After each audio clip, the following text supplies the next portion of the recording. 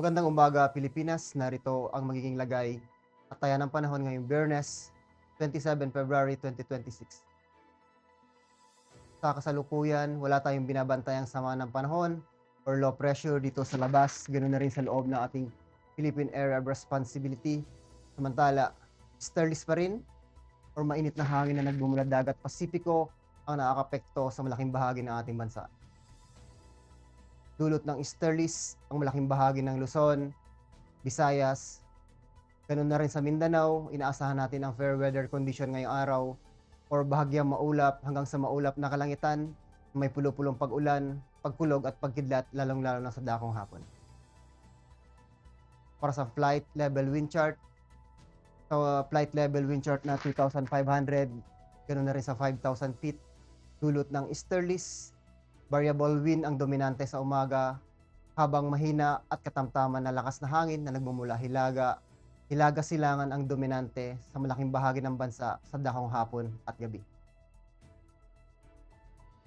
Para naman sa flight level wind chart na 10,000 feet, ganoon na rin sa 18,000 feet, dulot ng high pressure dito malapit sa bahaging Luzon, katamtaman, hanggang sa malakas na hangin na nagmumula sa kanluran at hilaga silangan ang nakakapekto sa malaking bahagi ng Luzon, Visayas at ganoon rin sa Mindanao.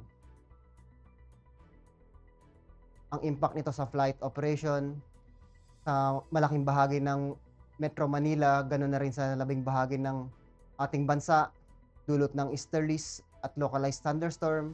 Ang main hazard nito ay ang warm, humid air from Pacific enhancing convective activity.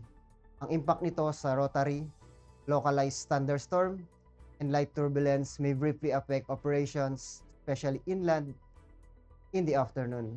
At pagdating naman sa fixed wing, generally fair with possible isolated seabees causing short-term delays or thunderstorm. Ang araw ay sumikat kaninang 06:14 at lulubog mamayang 18:04.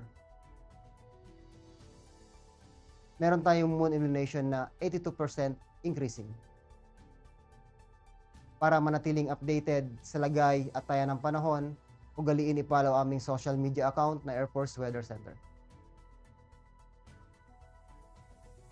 In behalf of our Commanding Officer, Colonel Alvin John Q. Gador, POP GSC, ako po si Technical Sergeant Bill Amory I. Bautista, Weather Broadcaster ng Air Force Weather Center.